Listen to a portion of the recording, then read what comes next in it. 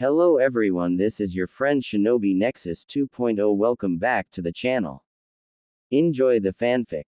And let's begin. Part 4. Several loud voices echoed around him. With his vision blurred, Gaara had to admit he felt slightly overwhelmed by the loud noise, as well as the strange surroundings he could not recognize. And just as the voices began, they died away, leaving Gaara alone in the eerie white room. There was nothing left, except for the shadow of a human figure. Gaara narrowed his eyes, but he could not determine who the figure was. Anatomy. A strong breeze pushed through, and the room vanished. Taken aback by the sudden change, Gaara stumbled backwards. His vision was clear now, and the human figure earlier had been a woman. They were standing in the middle of a valley. The grass was covered in various colorful flowers. Gaara recognized the woman. Her short blonde hair, vibrant blue eyes and loving smile was recognizable anywhere. Ino. Hello, Gaara, Ino greeted in return. It seems I ended up in your head. I do apologize for startling you. Gaara raised a non-existent eyebrow. Ino chuckled. It's really you. Older you, I mean. Ino. Ino grinned. Yes, I've been trying to communicate with Ino, but it seems her mind is not that open to 5 dimensions to heaven. You, on the other hand, are psychic, and therefore have an open mind. You know I hate that word, Gaara grumbled. Ino's lips turned up into a playful smile. I know. Look, we don't have long, I just want to know, how is he? Naruto. Gaara asked. Ino nodded. He's fine. Figured out how this whole thing happened a while ago. He seems to be doing well with young Ino. That's good to hear, Ino said, just as she suddenly flickered. Gaara frowned. Like I said, we don't have long. This is a very limited exchange, since it is dangerous. Tell Naruto to keep searching. Alright. Ino's smile widened. Oh, and I have a message for Hinata. Gaara raised a non-existent eyebrow at this. Just as Ino's figure faded, her whisper echoed with the wind, I met Neji. He hasn't changed one bit. At least not physically. Gaara's eyes opened. He had actually managed to sleep for a change. Knowing that he won't be able to fall asleep again, Gaara glanced out the window. Judging from the darkness, he had probably slept for 2 hours. Pathetic in normal standards, but a big step for him. Gaara. Hinata's voice mumbled from behind him. Her breath tickled his back, and not wanting to leave her side yet, he turned around and pulled her against him. A vision. Something like that, Gaara replied. Ino came to visit me. What? Ino has found a way to communicate, Gaara explained. I have no idea how she did it, but she was able to speak with me for a few minutes. Hinata buried her face in Gaara's chest, her hand gripped his arm tightly. He allowed her to cling to him, he knew how she felt. She wished that she could have shared the vision with him. It's always been like that, ever since he told her that he saw things others didn't. What did she say? Hinata finally asked. She just wanted to know how Naruto was doing, Gaara stated, and she told us to keep searching for the answer to reverse this. Is that all? Gaara's grip on his wife tightened. She wanted to know if Ino had asked about her. Of course she did, the two of them were very close. But Gaara didn't know how to bring the topic up. Ino's message for Hinata was a very delicate topic. But he also knew he couldn't keep it a secret. She met Neji, Gaara whispered. Hinata froze. She says he hasn't changed. At least not physically. Hinata did not say a word, but he could feel her shaking in his arms. Gaara sighed and buried his nose in her hair. I'm sorry, he whispered soothingly. No, Hinata sobbed, don't apologize. I'm crying tears of joy. Neji is alive out there somewhere for another Hinata. That's more than enough. Gaara could not agree more. While the 5 Kage and the general of the samurai gathered for the annual meeting the next morning, Ino and Hinata spent the time outside in the snow. Hinata was wrapped up warmly and had situated herself on a dry old log, while Ino had collapsed in the snow and created several snow angels. Hinata watched her with a smile. You're still a child in many aspects, aren't you? Hinata asked. Ino stopped moving her arms and legs and stared at the cloudy sky. Is that a bad thing? Not at all, Hinata hummed. I still wish that I didn't have to grow up so fast as I did. They say everyone our age had to grow up due to the war. But I had to grow up long before that. Ino pursed her lips. Hinata had been the first in their age group to become a mother, and thus her childhood was in several aspects robbed from her. 16 was not really a child, but not an adult either. Ino could understand her point of view. As a 16-year-old herself, she couldn't bear to think of being a mother at such an early age. A strange thought suddenly occurred to Ino. Hinata. Were you ever in love with Naruto? Ino asked blatantly. Hinata was silent for several seconds, obviously taken aback, but she eventually giggled. When I was young, yes. When did it change? Probably when I found out I was pregnant with Masahiro, Hinata stated. Ino nodded slowly, then closed her eyes. Several thoughts passed through her head. Some were happy, especially if it involved the new relations she had formed, and others were strange and fleeting. She also worried about older Ino. How was she doing? And then the image of Hyuga Astra flashed through her mind and she scowled. Ino. Hinata's voice snapped her from her reverie. Ino turned to glance at her friend. Hinata looked worried. Are you alright? You're pulling a strange face. Does Astra hate me? Ino asked. Hinata frowned. What makes you ask that? She treats me like dirt, Ino stated with a sigh, but treats you like royalty. Hinata laughed nervously. I've never noticed. Do you wish me to speak with her? As the head of her clan I can.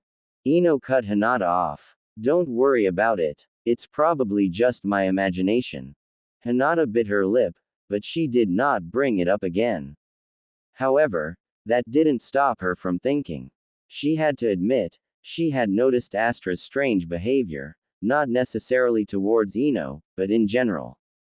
And then, of course, was also the fact that the woman's history was very vague. Hinata knew almost nothing about her, and Hinata had made her life job to know her clan. Snow started falling from the heavens, distracting Hinata from her thoughts as she enjoyed the small flakes that kissed her skin. She would worry about it another day. We'll take a half-hour break, the general of the samurai announced. Aim was first to leave her seat, her heavy weight causing the floor to creak.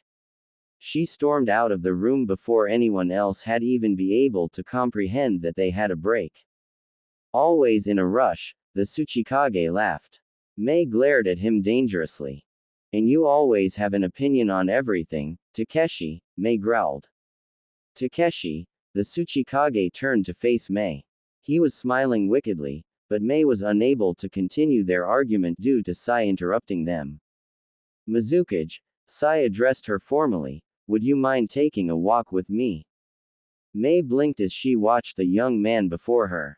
He was attractive, very much like the Uchiha, so the thought of a walk with him wasn't sour at all.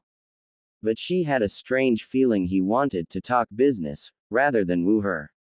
He was also much younger than she was. Of course, Mei hummed as she stood up. One of her guards took her hat and followed after them silently when Mei and Sai left the room.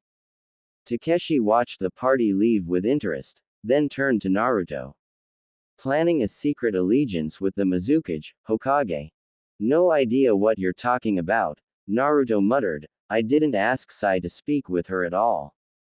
Takeshi frowned. Then what on earth would they speak about? Naruto shrugged. I've always thought Sai had the hots for Mei. Maybe he finally got the guts to ask her out.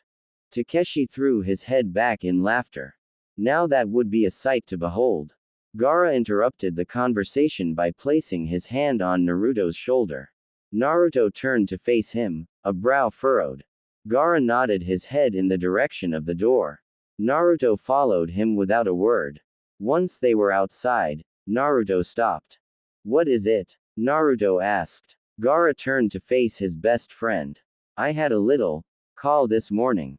Naruto frowned. Carry on. And so Gaara explained how Ino had contacted him. Naruto listened intently, surprise evident on his face, but he was also smiling. When Gaara finished, Naruto looked like he could burst with glee. That's fantastic. Naruto exclaimed, now we know she's safe. And we know she's working on a solution as well. Thank you, Gaara. You know I've always liked that head of yours. Gaara rolled his eyes. I didn't ask for this gift, as your wife calls it. Naruto's grin widened. She only calls you psychic, because it annoys you, you know. I know, Gaara grumbled. Naruto's smile faded a little. Neji, huh, he whispered. Gaara nodded. Is Hinata alright? Gaara nodded again. Naruto's smile continued to fade, until his expression turned grim. Gaara noticed and frowned. Naruto. Naruto sighed and glanced around him. I don't feel I should bring this up in the meeting, but I trust you and need your help. What's wrong? Naruto inhaled deeply and then sighed heavily. It's Konoha. Something is very wrong, and I don't like it. What do you mean? Gaara asked, worry now present on his features. I've been aware of it for a while, but it's getting worse lately, Naruto said. Gaara, how much power does your council hold? The council? Gaara asked, stunned. They are the government, I suppose you could say. They approve laws and other bills, but I am the one to deliver the final verdict. They also act as my guides, but I am the highest authority in the village. The only person above me is the daimyo. I thought so, Naruto muttered. I have a problem. Tell me, Gaara encouraged. I'll help you as much as I can. There were several hours before the evening gala would commence, and since the cage were still in their meeting, Ino decided to return to the warm indoors and take a nap. Hinata had agreed with the idea, and they parted to their own separate rooms to rest. Takeshi's wife was sitting in the lounge, reading a book, but she didn't seem keen on making conversation. Ino and Hinata didn't really mind. Ino lay awake for a while, her hands resting on her stomach. She had noticed that it was bigger than before, which meant she was starting to show. How it was possible, she did not know, but nothing made sense about the pregnancy or 5 dimensions to heaven anymore. When sleep did not come, Ino grabbed the notebook she always carried with her and tried to study the notes, hoping to find a clue on how to reverse the technique. As usual, nothing came. Finally, Ino fell asleep, the exhaustion of the long journey finally setting in. However, her sleep was not left undisturbed. Her rest was plagued by dreams. Ino found herself in a large open field, the Konoha training grounds. She could still remember training with her team here. But she was alone this time, seated in the grass. Before her lay a small notebook with several diagrams and scribbles written all over the pages. Her hands were together, in the form she took when she was ready to transfer her mind to another. A strange tingling sensation crept up her spine, and then she felt the familiar freedom of her mind leaving her body. And then she hit something like a brick wall and jumped right back. Her eyes shot open as she gasped in pain. It felt like her head was on fire. And then she heard it. A voice. But when she looked around her, she saw nor sensed anything. Pushing it aside, Ino gathered her things to return home. Mother, the same voice echoed again. Ino glanced around her again, but still nothing. The pain in her head suddenly intensified and spread down her neck to her chest. Moaning, Ino slowly made her way back home, hoping Naruto was there to help her. What Uzumaki Ino did not know, was that was the start of it all. The annual evening gala had gone off without a hitch. Many leaders from all around the surrounding countries came together in a big melting pot of exploding cultures. Ino had feasted her eyes upon the many finely dressed women that represented even the smallest of countries. It was without a doubt a very successful night. Many of the nations came together to discuss the future of alliances, but there was the occasional glare exchange between two leaders. Old habits seemed to die hard. The highlight of the evening was when the daimyo of the Land of Wind made an appearance. The daimyo seldom attended these events, so their presence is usually unexpected and comes as a shock. What shocked Ino even more was when she realized the large figure dressed in fine robes was a woman. Female daimyo were unheard of, but her gender did not lessen her power or dim the respect others had for her. The daimyo seemed to be quite familiar with Gaara, well, more intimately than what one would originally believe to be a working relations between the daimyo and cage of a nation.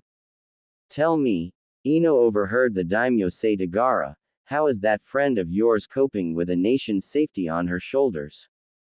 Gaara's lips quirked up into a playful smile. I expect a broken desk when I return.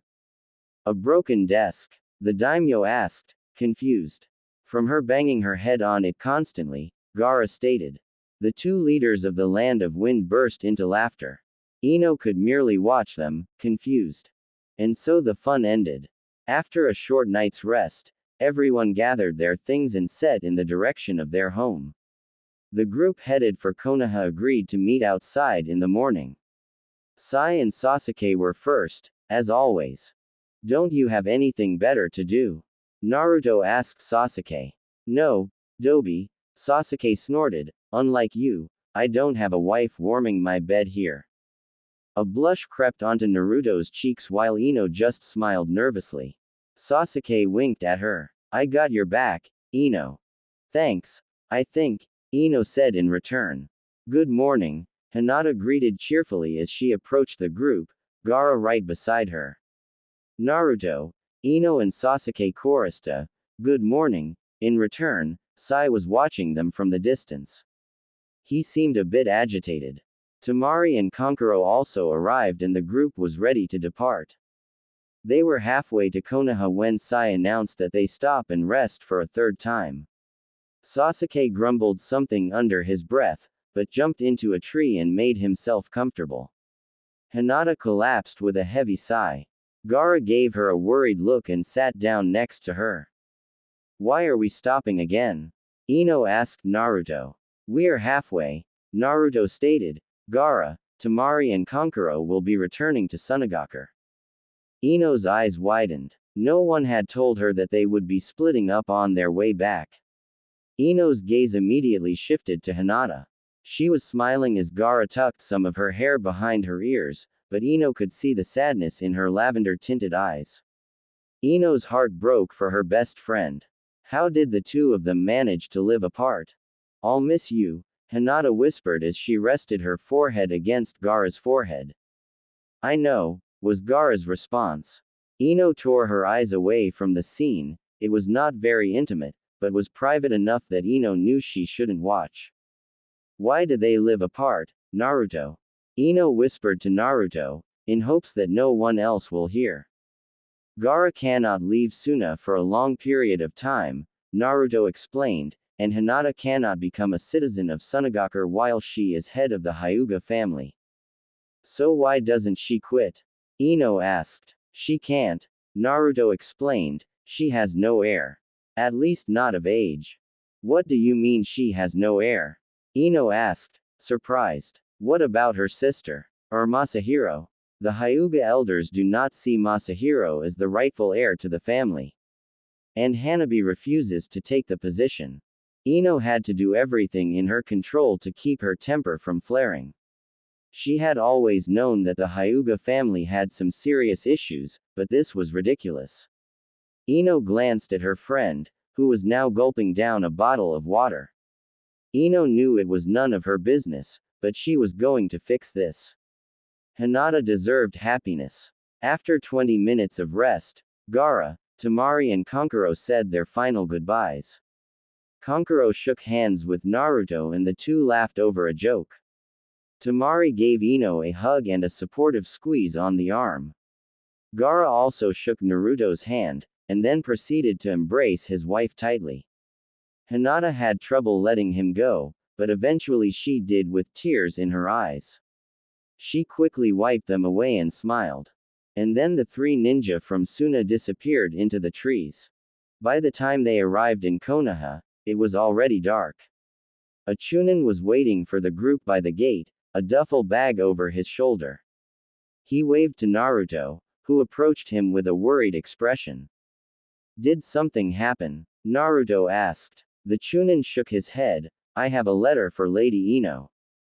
Ino frowned, but stepped forward to receive the letter. She noticed a small insignia on the Chunin's vest and realized he was a ninja messenger. She glanced at the letter and her eyes widened. It's from Shizuka. Ino exclaimed, excited. Really? Naruto asked, surprised. Shizuka had never replied to any of his messages, and he was relieved that Ino managed to get through to her. He glanced at the messenger, who looked worried. You're not telling me something, are you?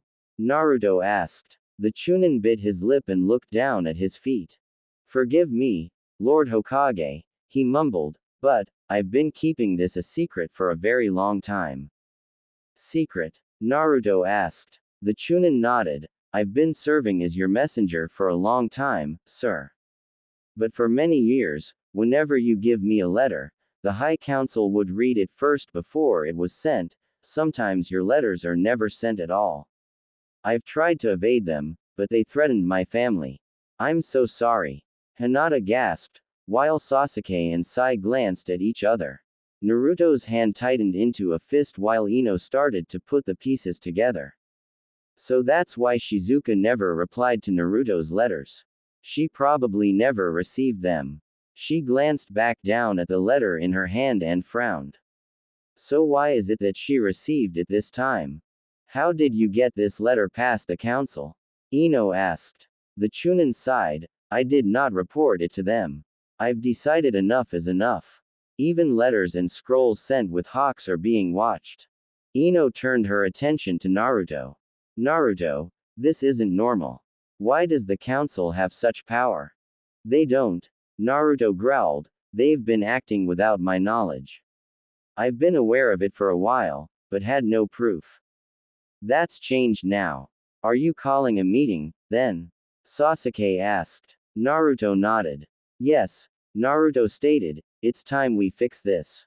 Sasuke, I expect you to be there. Why? Sasuke asked, surprised. The Uchiha haven't had a seat on the council for years. That's about to change. Hinata, I want you there too. Me? Hinata asked. Her eyes wide. There's already a Hyuga representative. I'm firing him, Naruto interrupted. No offense, Hinata. I know you elected him, but I do not trust him. As the head of the family, it is your right and duty to have a say in the way this village is led. Can I interrupt that thought, Naruto? Ino asked. Naruto blinked and turned to face his wife. Ino glanced at Hinata, who looked exhausted. Her gaze softened as she thought back on all the amazing things she had discovered about Hinata since the transfer. The two Hinatas were so different, but so alike at the same time. Ino. Hinata called her name. Ino smiled at her.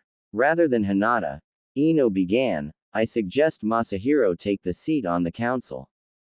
Masahiro. Naruto and Hinata exclaimed at the same time. Ino nodded. Hinata already has a lot on her shoulders as the head of the family, Ino exclaimed, and although she doesn't show it, I know she is exhausted from her constant work and being pregnant. Also, she lives separate from her husband, while she technically has an heir that can relieve her of her duties so she can be with him.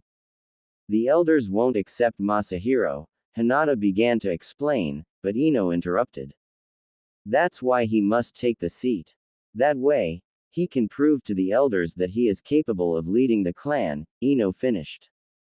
That's actually not a bad idea, Sasuke agreed. Sai nodded in agreement as well.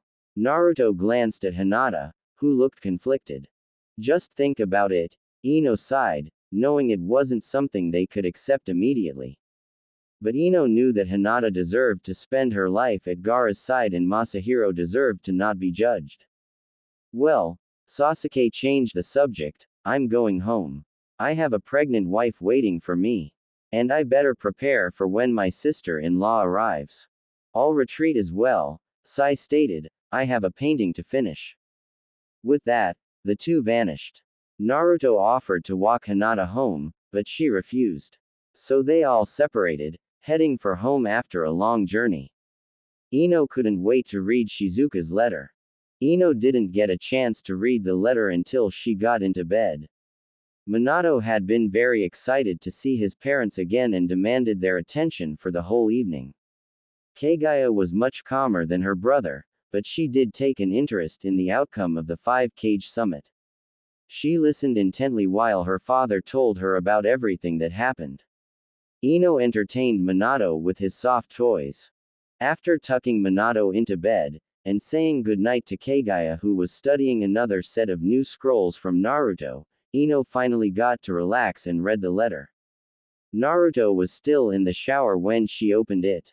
Lady Ino, thank you for your letter. I have never been good with emotions, but as I read what you have written I let the tears fall for the first time in many years. I am grateful to hear that Jugo is still alive and that he is well. I haven't heard a thing about him for a very long time. In fact, I was starting to believe that he was dead. I never received anything from Konoha. You claim that your husband, the Hokage, has been sending me letters. I never received any. So, is it not that I have been avoiding seeing Jugo? I didn't know I could. I've asked my messengers if letters from the Hokage ever arrived, but they claim that all they ever received was normal reports. I know this is none of my business, but perhaps the problem is at your end. Please remember that the Nadeshiko village is indebted to Konoha, Naruto in particular, and if you need our assistance in any matter, please send a request right away. Coming back to Jugo, I would love to see him. And I know Kasumi would too, even if she barely remembers him. She has grown into such a beautiful girl and she often asks me about her father. So please, if you still would, can we organize a time we could come visit? Thank you for believing in Jugo. Not many people do. And I am most grateful that you are prepared to fight for his freedom. I think it's time someone did. I know your husband has been trying for years, but more voices are needed to challenge this issue. Know that I am prepared to fight as well. And I am certain that Jugo's friends, Suigetsu, Karen and Sasuke will fight too. I look forward to meeting you. Shizuka of Nadeshiko. Just as Ino finished the letter, Naruto stepped into the room, a towel wrapped around his waist. Ino glanced at him, blushed and then turned her attention back to the letter. What does Shizuka say? Naruto asked as he dried his hair with another towel.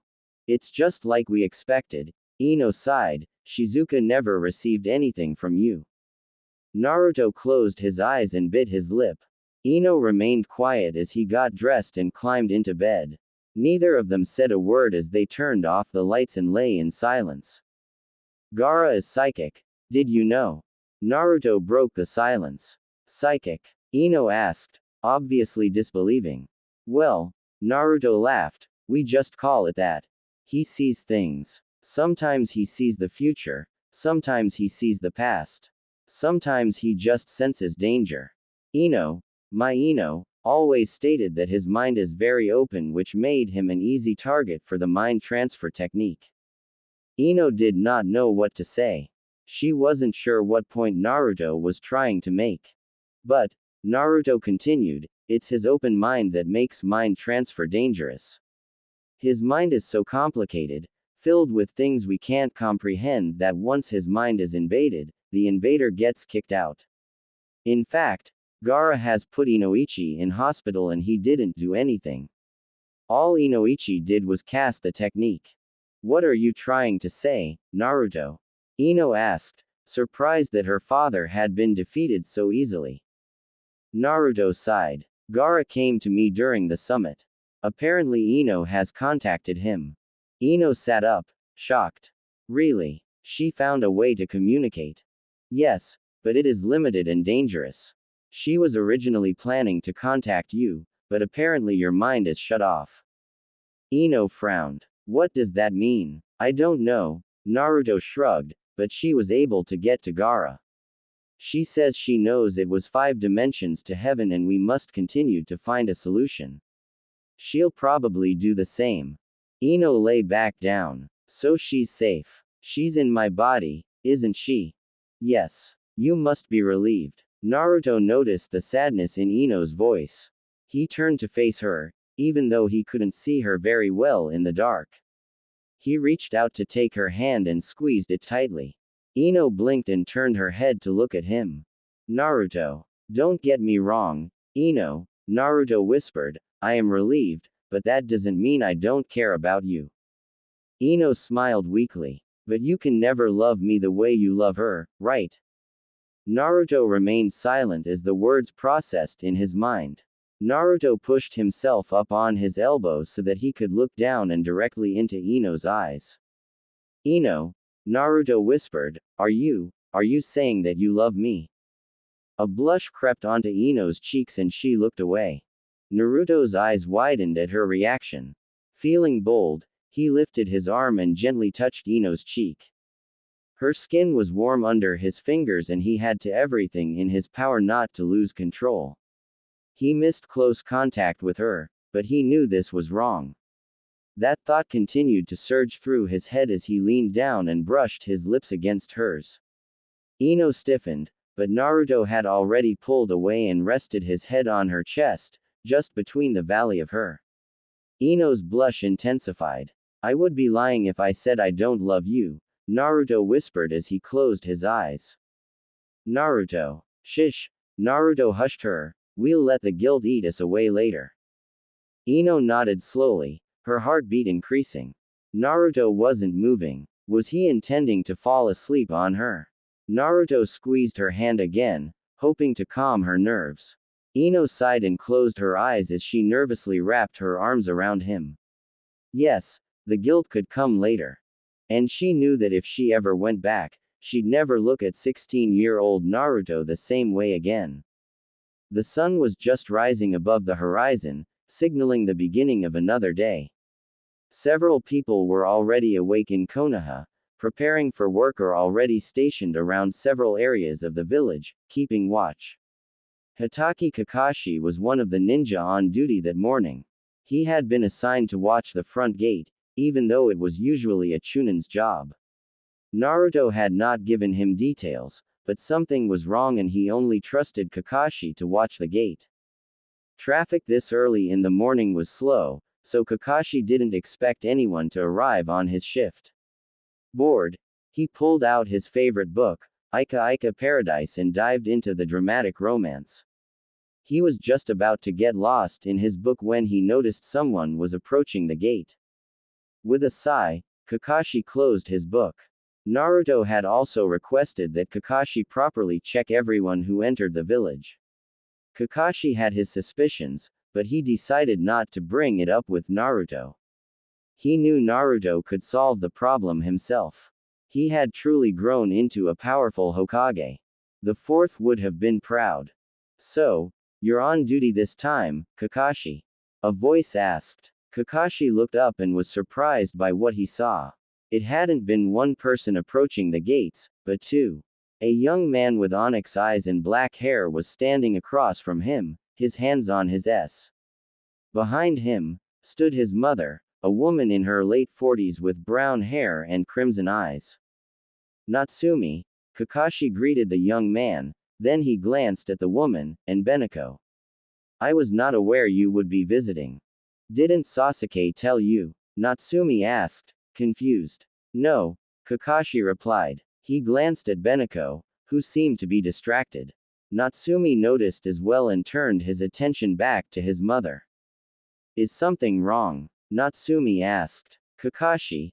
Beneko ignored her son's query. Has something happened here I am not aware of? Like what? Kakashi asked, confused. Uzumaki Ino. Her chakra is disrupted, Beneko stated. Kakashi's eyes widened. How did you? Kakashi asked, but he cut himself off. Of course, he was talking to Uchiha Beneko. She was a skilled sensor and she could easily identify someone by their chakra if she knew them.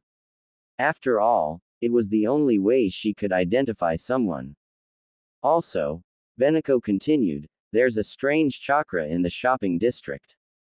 Strange how? Kakashi asked. Now he knew why Naruto assigned him to the gate this morning. Naruto knew Beneko would be arriving, and with all the strange things happening in Konoha, Beneko was one of the perfect people to sniff things out.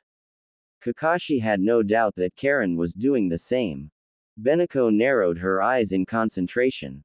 I can't place my finger on it, but there is something off about it. I'll have to investigate it closer. Natsumi glanced between his mother and Kakashi and sighed. Things never changed. Well, Kakashi changed the subject. Welcome to Konoha, again. Make sure to sign in with Naruto. We will. Natsumi grinned, then he turned to his mother. Let's go. Beneko nodded and followed her son further into the village. Kakashi watched amazed as Beneko walked on her own, effectively avoiding trees and other objects. Even now, he couldn't believe she was blind. And then she walked into a stone bench. Kakashi had to do everything in his power not to laugh. Beneko was cursing loudly at the bench, while Natsumi tried to pull her away before she caused a scene. Finally, Natsumi managed to pull his mother away and Kakashi was alone again. He chuckled to himself. Beneko was more cheerful than he remembered. That was a good sign. He had a good feeling about the future from here on. Now Naruto just had to put the High Council in its place. When Ino walked into the kitchen that morning, she was greeted by a warm smile that belonged to a stranger. Still in her pajamas, Ino was just rubbing the sleep from her eyes when she noticed that she was not alone. Besides the tall, dark, and dashing young man standing before her, an older woman with graying brown hair was sitting at the dining room table with Naruto across from her. Ino felt like an idiot for not having been aware that they would be having visitors. She did not really like presenting herself in her pajamas. Hey Ino. The young man greeted. Nice shorts. Ino couldn't help but blush. This man, despite not being Naruto or anywhere near her alternate self's age, was attractive. He reminded her of Sasuke, surprisingly, with the dark hair and onyx eyes. But what really knocked the wind out of her were the tear troughs under his eyes. She had seen those distinct features on someone before, although only in pictures. And the name of that man still made shivers run down her spine. Not because she feared him, at least not enough to feel it in her bones, but because she did not like what he had put Sasuke through. Oh! Naruto exclaimed when his blue eyes landed on his wife. Good morning, Ino. Morning. Ino returned the greeting with a hesitant smile. What's going on? This is Beneko, Naruto stated, motioning towards the woman opposite him. Ino blinked, surprised. This was Sasuke's sister-in-law, which explained the young man's resemblance to, well, that name still made her shiver. Oh, Ino hummed, surprised that Naruto was introducing her as if she didn't know the woman. Then again, their original plans to keep the whole dimension hopping a secret had sort of fallen apart. A lot of people knew, and so far things seemed to be okay. Naruto, Beneko interrupted the introductions, I need you to pass this on to Karen. I am in no condition to run around chasing danger.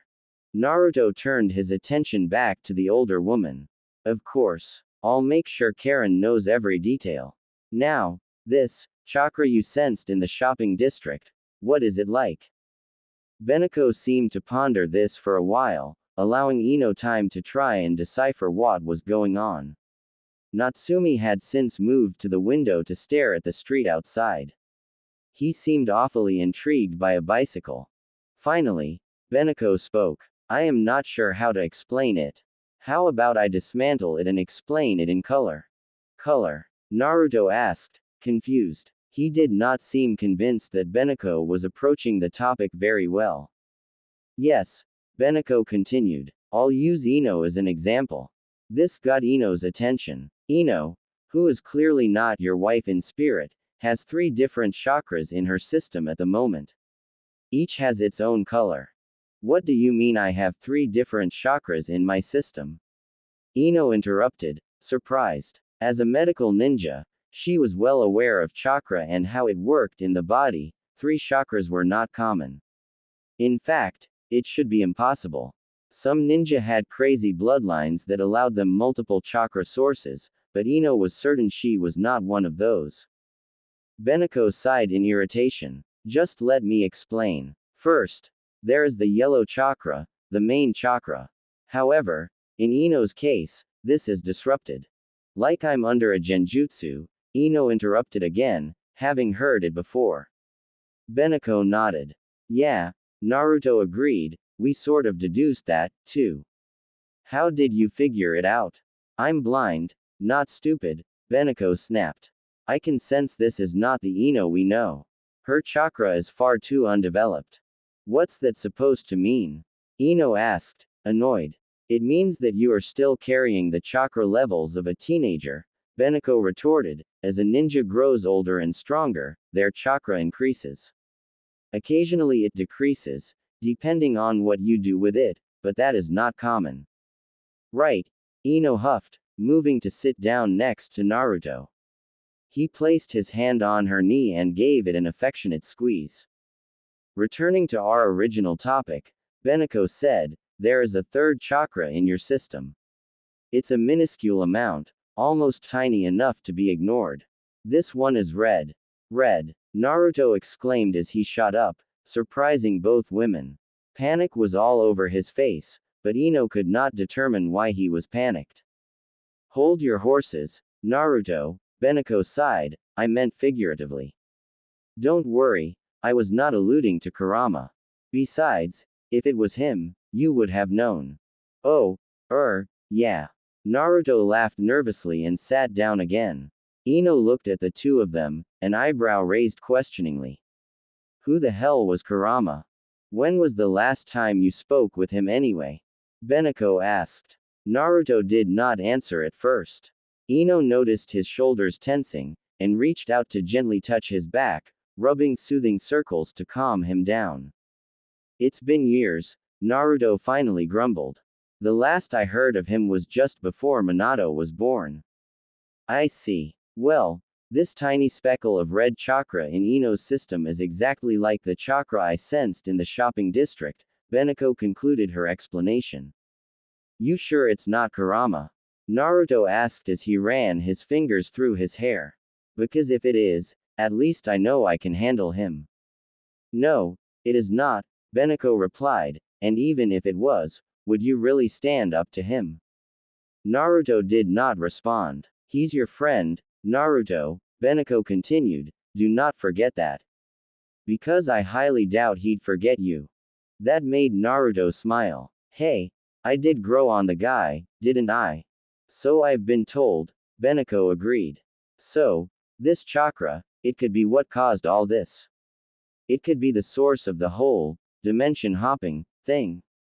Naruto asked. Dimension hopping. That's a ridiculous name, Naruto. But yes, it could be, Beneko replied. I guess that basically answers most of my questions.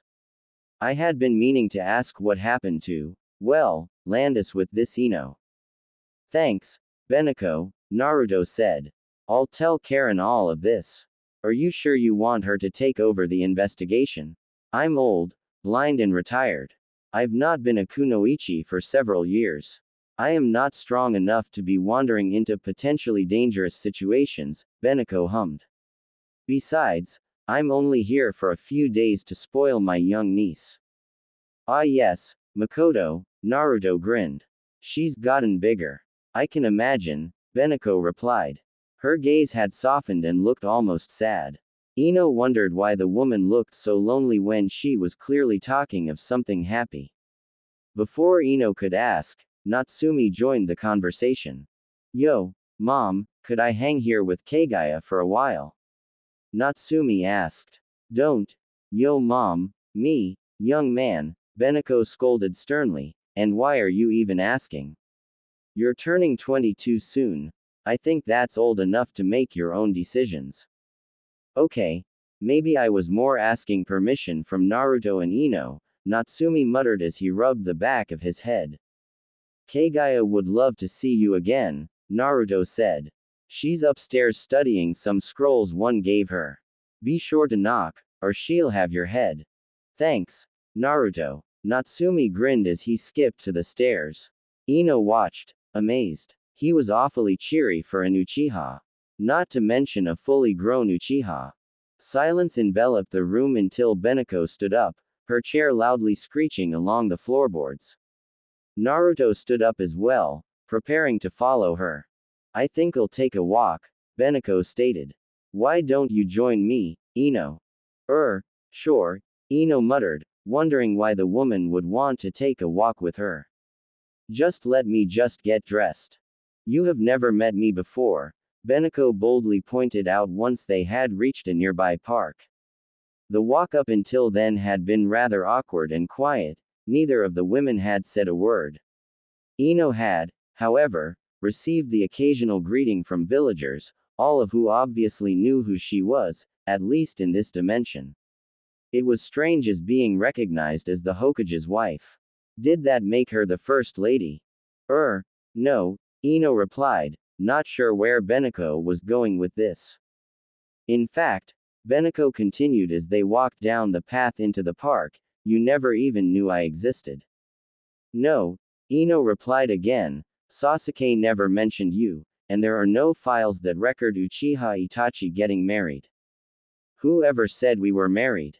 Beneko asked, a smile tugging at her lips. You're still wearing your ring, Ino pointed out. Beneko's smile faded as her fingers subconsciously reached out and touched her ring. Indeed I am, Beneko whispered.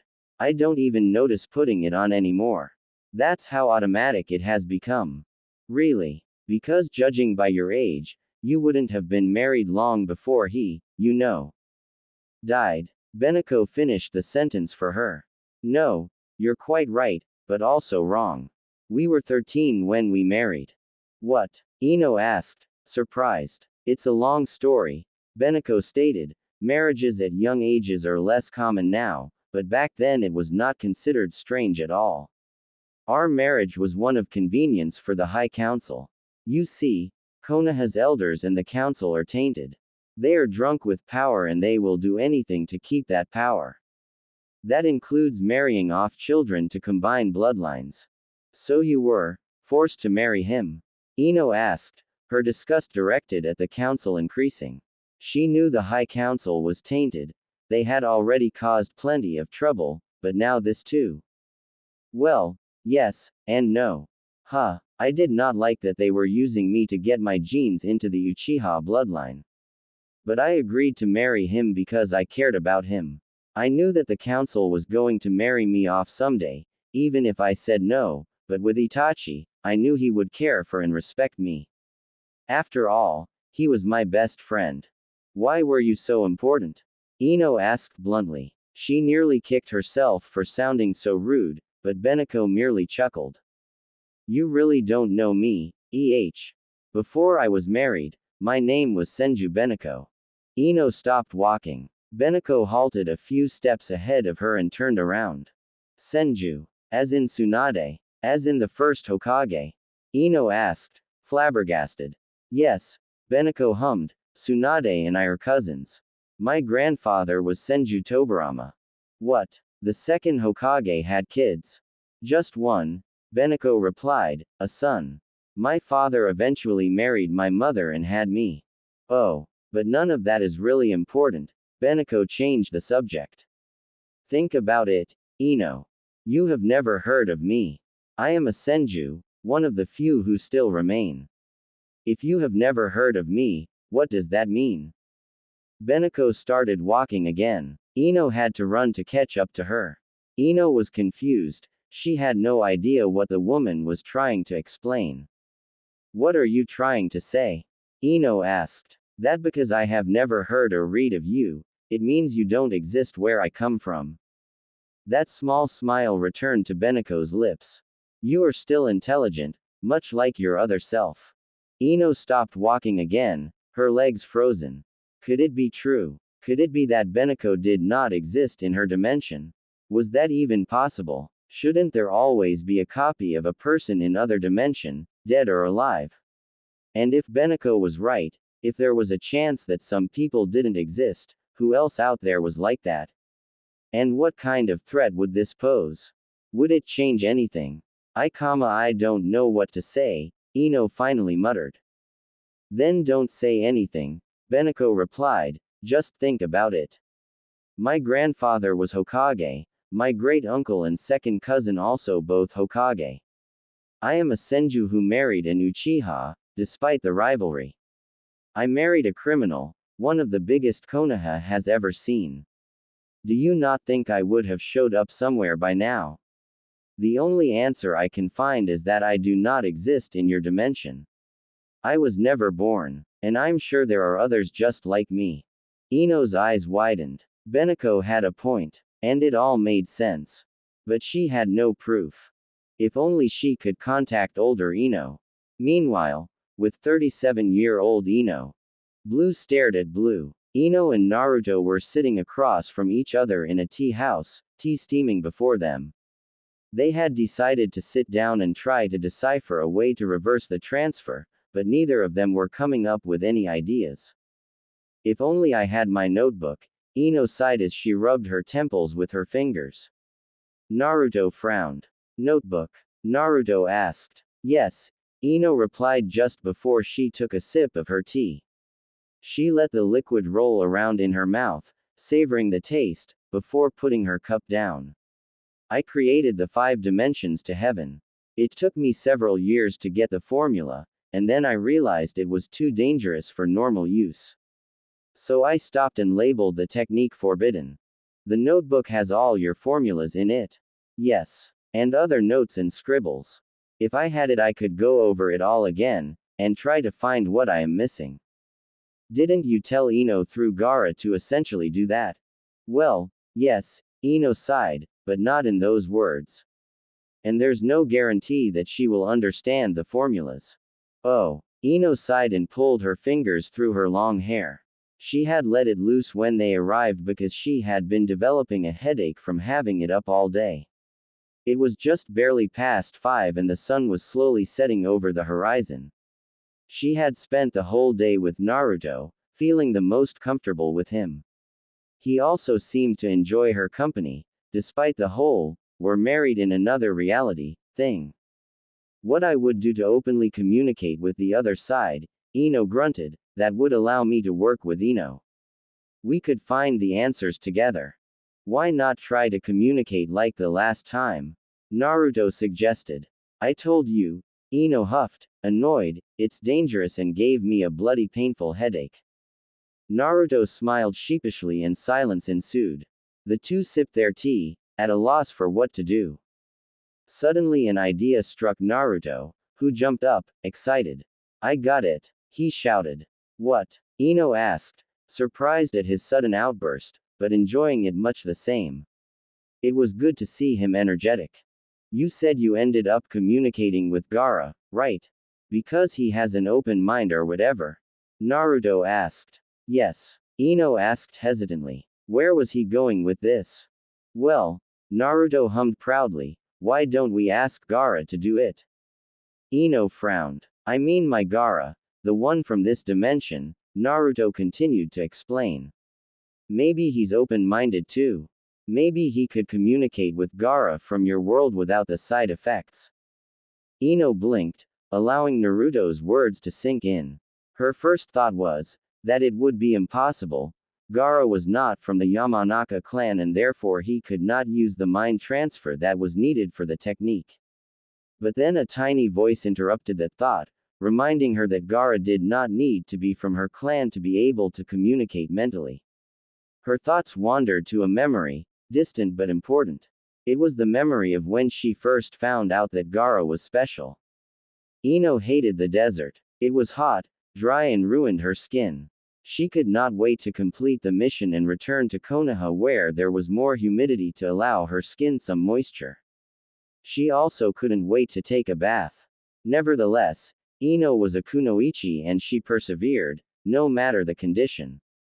She was 16, a skilled mind transfer user and already 2 years a chunin. She usually worked with a team and sometimes was even team captain, but this time she was on a solo mission. It was simple enough. All she had to do was deliver a scroll to Sunagaku. Tsunade had told her that there were no obvious threats, since the scroll was old and didn't carry very valuable or dangerous information. However, the scroll did have some information that was needed badly in Sunagaku. The most dangerous things Ino could encounter on the mission were stray bandits looking for trouble in the intense heat of the desert. Ino doubted there was going to be a problem.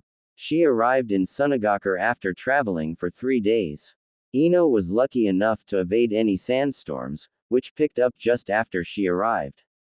She silently thanked the gods for that. Sandstorms were treacherous for the skin.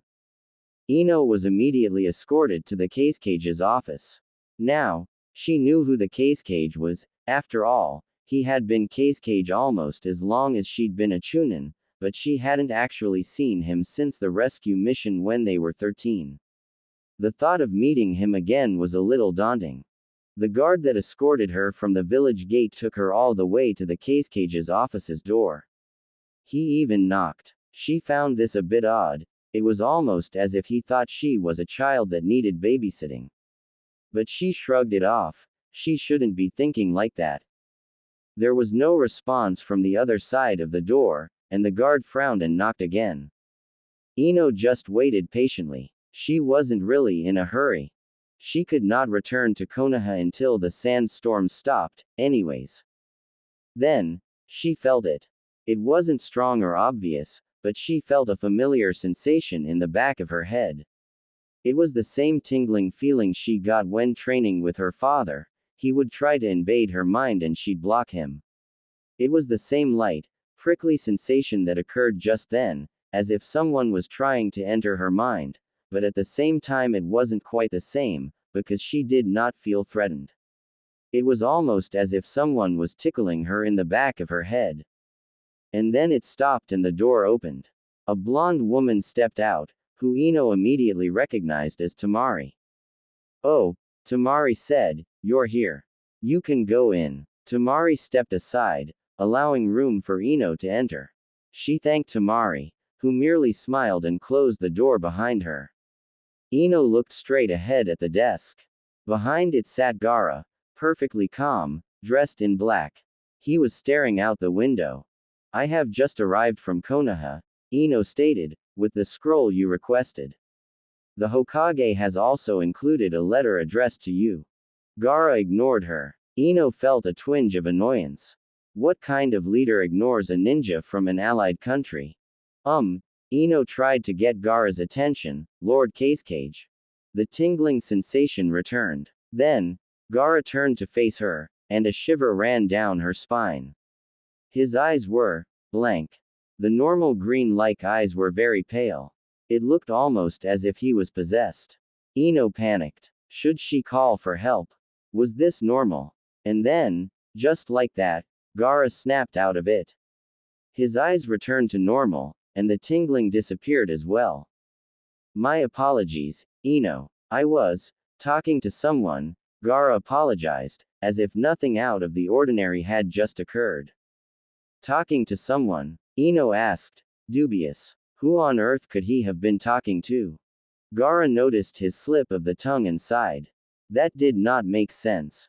"Never mind. You have the scroll." Ino nodded and handed him the scroll, along with the letter from Tsunade. Ino was still trying to figure out what had happened. She was so preoccupied with it that she hadn't even realized that Gaara had addressed her by her first name. It was only 2 days later, when Gaara was once again in a similar trance at breakfast with his family, that Ino finally cornered him. Subscribing to anime streaming services. Gaara. Ino approached him in the living room as he was preparing to leave for work. She had been staying in a hotel for the past 2 days, waiting for the sandstorms to pass, but Tamari had been kind enough to invite her over for breakfast. Yes. Gaara looked up from a scroll he was rolling up to put in his bag. "This is going to sound really weird," Ino began, "but I've noticed that you go into trances sometimes. Your eye color changes, and this tingling sensation appear in the back of my head. It's almost as if you're trying to invade my mind, but with my training I have barriers against it. Gaara frowned, but he did not say anything. If Ino didn't know any better, she'd have said he suddenly seemed nervous. Look, Ino sighed, I've done some research and I think I know what's going on, but I just thought I'd ask you first. Gaara smirked. You have a theory. I'd like to hear that. Ino raised an eyebrow, surprised that he wanted to hear what she had to say. She had read about his condition before. Her father had also told her about it. It was rare, believed to be impossible, but her father always warned her that it could happen. And because she was sensitive to minds and how the brain works because of mind transfer, she would sense it, just like she could sense other mind transfer users. Well, Ino hummed, the general population call your kind psychics. Gaara seemed uncomfortable at her use of the word. I hate that word. Ino blinked, surprised. Did that mean he was admitting to it? That she had hit the nail on the head? I was right, Ino asked, flabbergasted. Wow, what abilities do you have? Gaara sighed and looked away from her. Precognition. I've also had some run-ins with telepathy. Ino's eyes widened. Precognition, as in, seeing the future. Gaara turned back to her and raised an eyebrow. I don't even know why I am telling you this. Only my family has ever known. Huh, was all Ino managed to say. Guess that makes me special.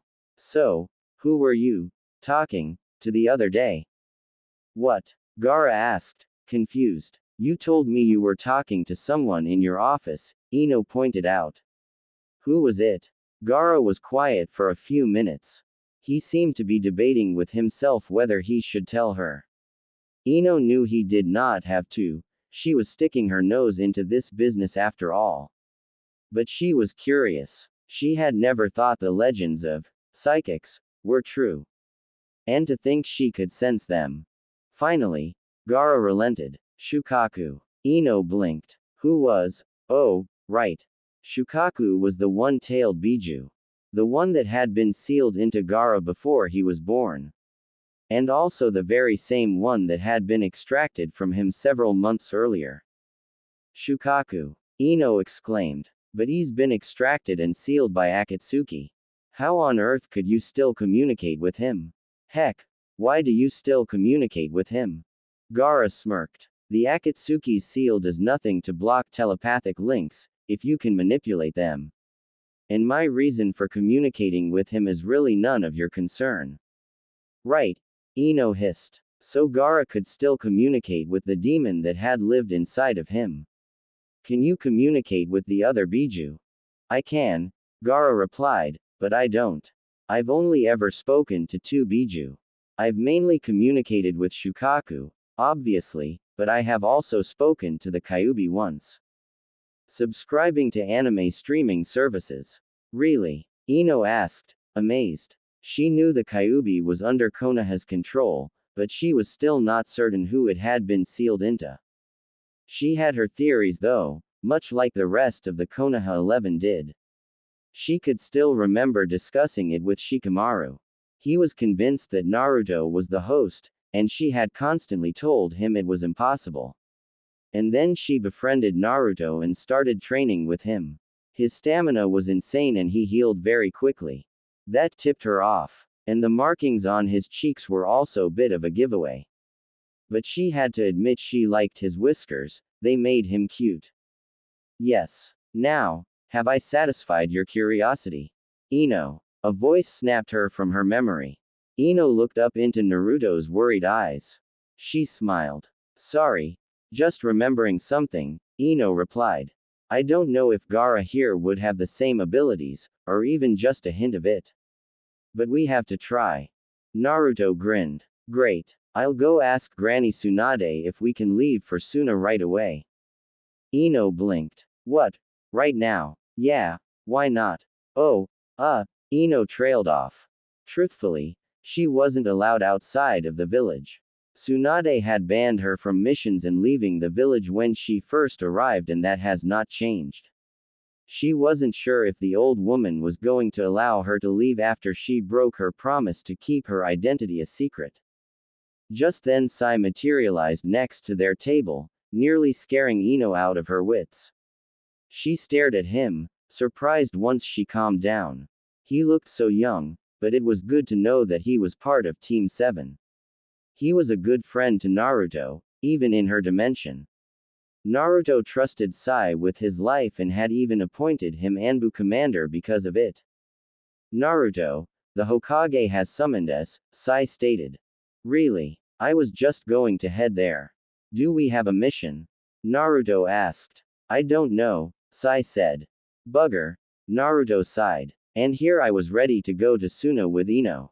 Never mind. It will have to wait.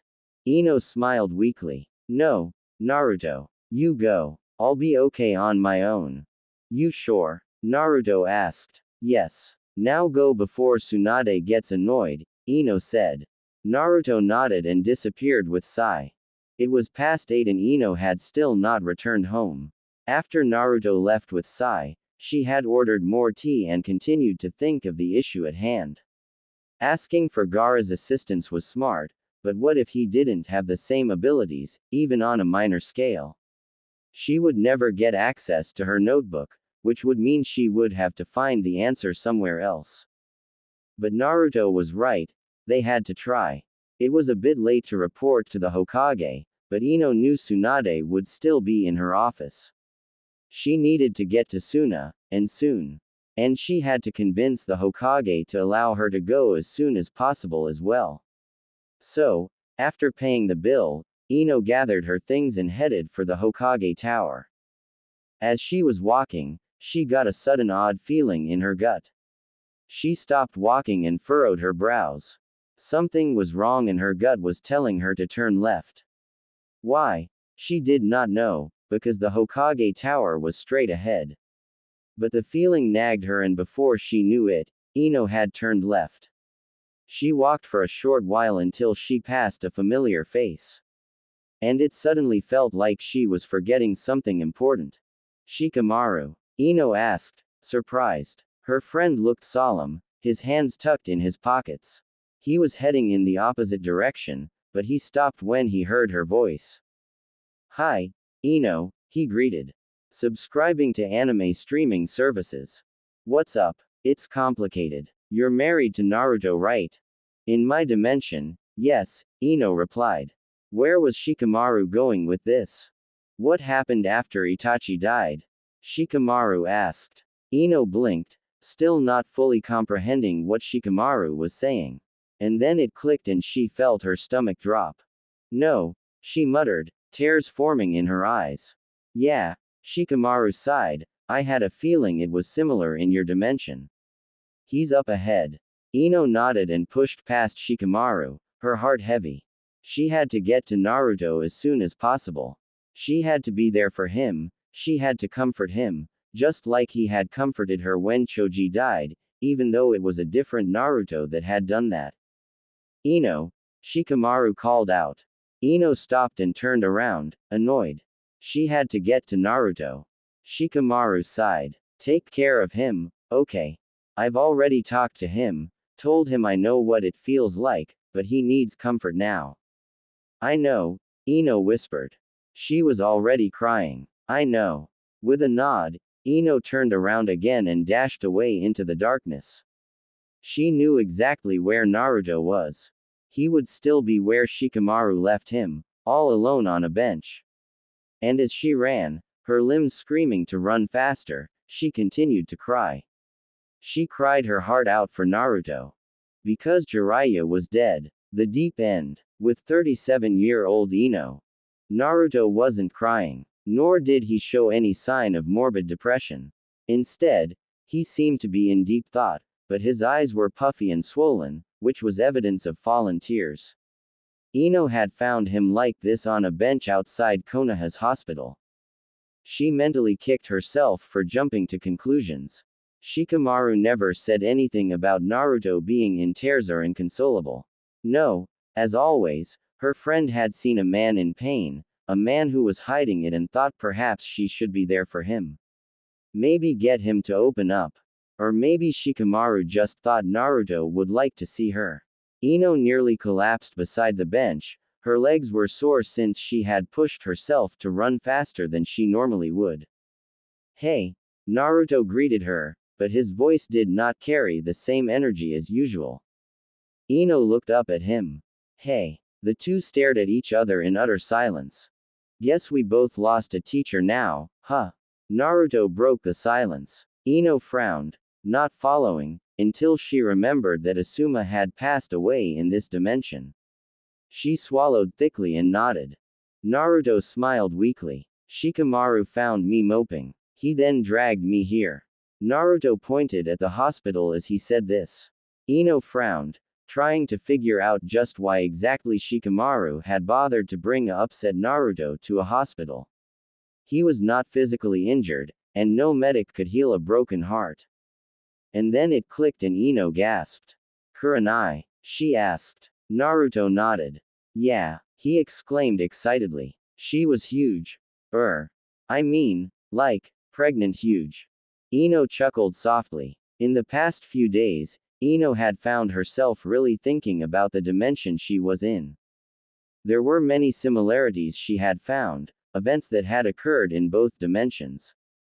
But there was also many differences. People were dead here that were supposed to be alive. And people were alive here that were supposed to be dead. And then there was Sasuke. He had been gone for nearly 3 years. Naruto had told her the story. Orochimaru was dead, but Sasuke had made no move to return. It was these thoughts that made Ino really analyze the differences. Back in her dimension, Sasuke had left Konoha for a year at most. The young man had become impatient with Orochimaru, and when the news of Itachi's heart attack had reached him, Sasuke saw no more point in remaining with the Sannin. The outcome of his return had meant he never committed any heinous crimes and therefore was not severely punished. He was able to reunite with Karen, who he had met in his first month with Orochimaru. Here, however, it was a completely different story, and Ino concluded that it meant any future events would not be exactly the same as in her dimension either. And she feared that if she stayed longer, it could mean she might be put in danger. If she died in this body, younger Ino would not have a body to return to. So, Ino had promised herself that she would find a way to reverse the jutsu as soon as possible.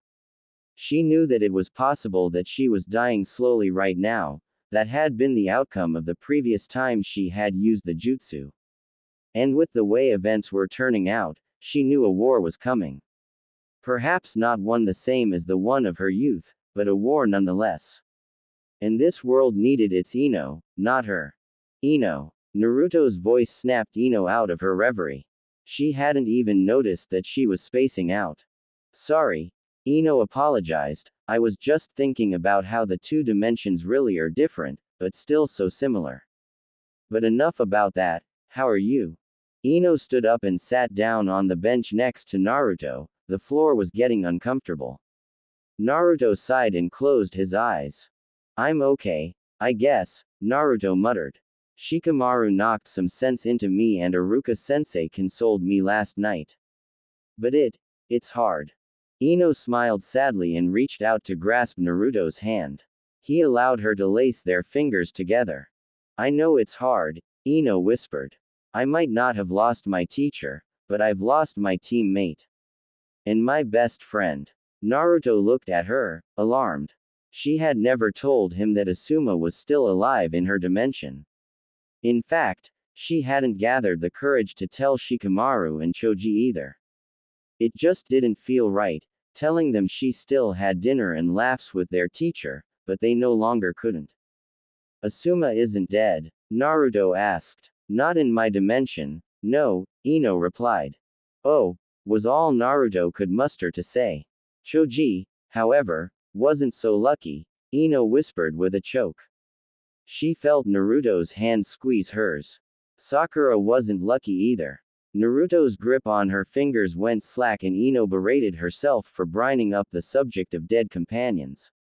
Now she had made him even more depressed. Did she die alone? Naruto finally asked. Ino turned to face him, hoping to see if he was upset or not. He merely looked tired as he stared on ahead. No, Ino decided to assure him. No, she was not alone. Kakashi was with her. Good. As long as she didn't die alone. Sakura doesn't deserve that. Ino smiled weakly. She debated telling him the full truth, to reveal that although Kakashi had been with her, she had died in an explosion and her body was never recovered, obviously blown to bits. Her grave was empty, merely a stone slab for those who needed the peace of mind. But one glance at Naruto and his current state of mind and she decided against it. No, he didn't need to know. At least not yet. Oh, Naruto suddenly perked up. He turned to face Ino. Shikamaru asked me to help decode Jiraiya's message. Apparently he left 3 sources of evidence for us. And since I knew him so well they think I could help. That's great, Ino cheered. But, I have to go now, Naruto stated, and I don't know long it's going to take. I was supposed to help you with finding a way to contact the other side. We were going to go to Suna, right? Don't worry about it. But I want to help. Naruto protested. Ino chuckled and reached out to stroke his cheek. It was a habit of hers, touching his cheeks. She liked the texture of his whiskers beneath her fingertips. This was, however, the first time she has touched this Naruto's face like this. She had missed it. Don't worry, I'll figure something out, Ino repeated. Naruto pouted, but his face soon melted into an expression of content. Ino was still gently stroking his cheek and it was sending shivers down his spine, but in a good way. He had never been touched like this before, and he liked it. He had not been aware that his whiskers were so sensitive. Ino stopped stroking Naruto's cheek when a thought occurred to her. She was hoping to be able to meet with Gaara, to see if he had the same abilities as the Gaara she knew. But she very well knew that Tsunade was not going to let her go alone, and Ino did not really want to go with anyone else. But perhaps she didn't have to travel all the way to test the theory of Gaara's abilities. Naruto, I think I have an idea. Yeah, Naruto asked, intrigued. Do you think you could convince Ku? Ino suddenly trailed off. Naruto looked at her, puzzled. Ino pursed her lips. Did Naruto know Kurama's name yet? It was possible, since the dimensions, events weren't always adding up, but she probably shouldn't risk it. It was not her place to tell Naruto the Kyuubi's name. Do you think you could convince the Kyuubi to do me a favor? Naruto just blinked, surprised. You know. What? About you being the Jinchuriki? Yes, of course. Oh, I didn't know all of you knew. I don't think everyone in our group quite knows yet, Ino replied. They might have their suspicions. And you have to remember, I'm married to you in a different dimension. Of course I would know. Right, of course, Naruto muttered. Then he frowned. What do you mean by favor? Ino smiled. Precognition and a sensitive mind is not the only psychic abilities Gaara has. He can also use telepathy, but not on a very large scale. And when I say large scale, I mean he can't use it on humans. Telepathy? Naruto asked, surprised. Wait, what's that? Ino rolled her eyes. Of course he didn't know, or never bothered to remember the word. He can read minds or communicate with others through the mind. Really? Naruto asked. That's so cool. Ino laughed at his sudden excitement. Yeah, I suppose it is. Anyway, it just occurred to me that Gaara can communicate with the Biju. All Jinchuriki can, Naruto pointed out, obviously not fully understanding what she meant.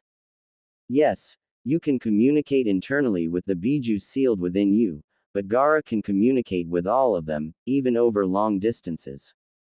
Naruto's eyes widened. And they can talk back. Ino nodded. So, Naruto began, you want the Kyuubi to send Gaara a mind message or something.